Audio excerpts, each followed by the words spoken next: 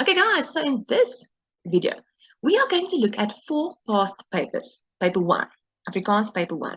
We are going to look at the taal questions, more specifically the sinstrukture, to see the type of questions that they ask, what they test you on, so that you know what to expect when you write your exam. Okay, so the 4 papers that we are going to look at is a November 21 and a May 22. And as you can see, they have the same vibe. The question starts with a strokies print up here, the same here. And the first 2 are in order. Here they have a tense one, and here they are ontkenning, and the same one over here. However, they do not all look like that. And this is not the exact structure. So that's why we're looking at a November 21 and a May 21 one as well.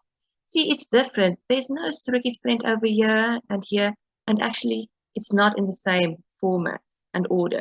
So the reason we look at 4 different ones, obviously, is that you do not expect just a certain type of question or order or certain type of paper. And then when you do not get the same one, that you are confused or stressed in the paper. Now, I did mention in the title that I'm going through IEB papers. So that doesn't mean if you're not IEB that you cannot gain from this, or you might not get the same questions. However, the format is different. In an IEB paper, the question 8, the whole question 8 is just sinstrukture, meaning voegwoorde, leidende, bedrijvende, indirekte rede, stuff like that.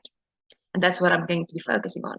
However, when you do GDE, it is mixed. The question is mixed. More than one question is mixed with woordstructure en sinstrukture. For example, here they ask a homoniem, a deelwoord, there they have a toekomende, and then again they want een woord, a meervoud, voornaamwoord.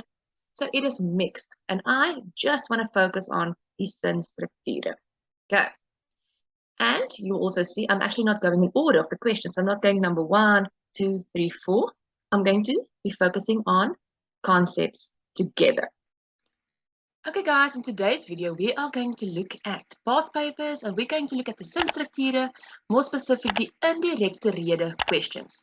Let's start with the paper from November 2020. And this is what the question looks like.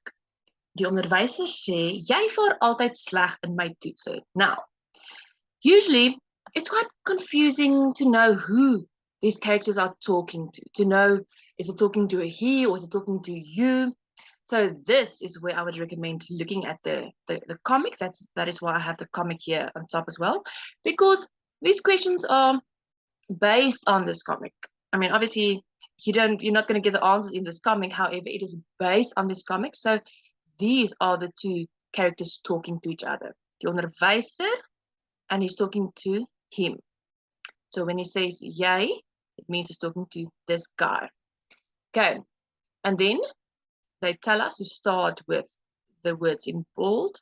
Die onderwyser sê dat. So this is very nice. So they tell you that you need to put that there. You don't have to guess or know that. It's there. That's easy. So now, after that, we know we're going to put immediately either the name or the pronoun that's being used. So let's look for that.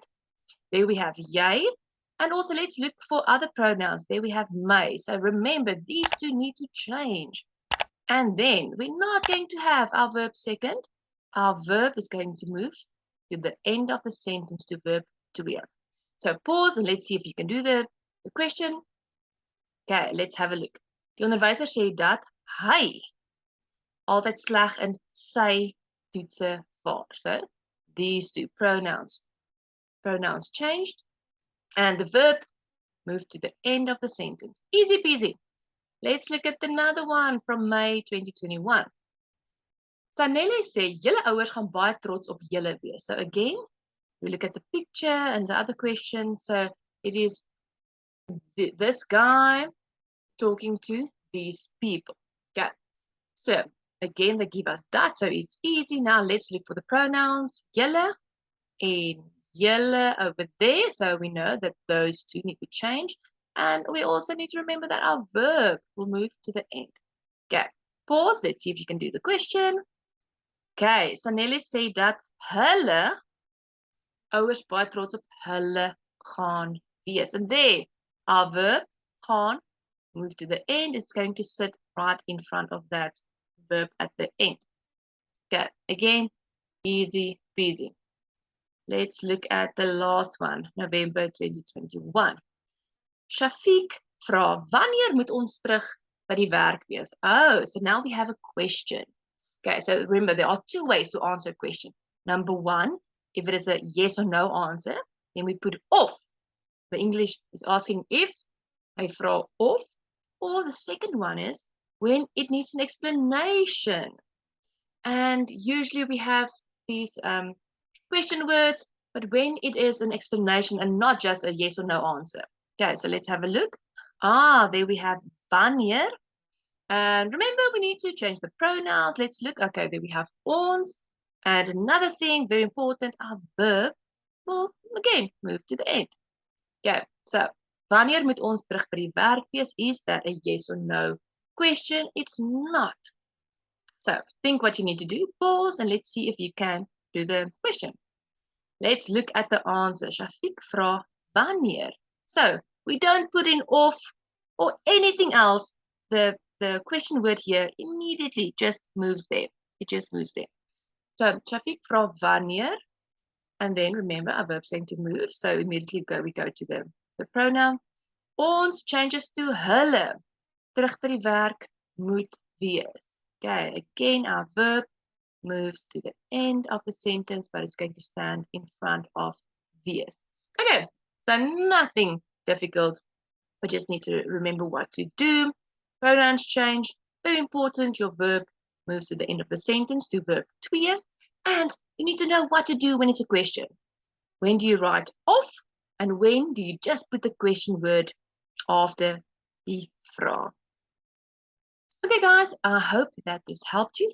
I have other videos where I look at the other questions in these question papers, so please have a look at those. Good luck.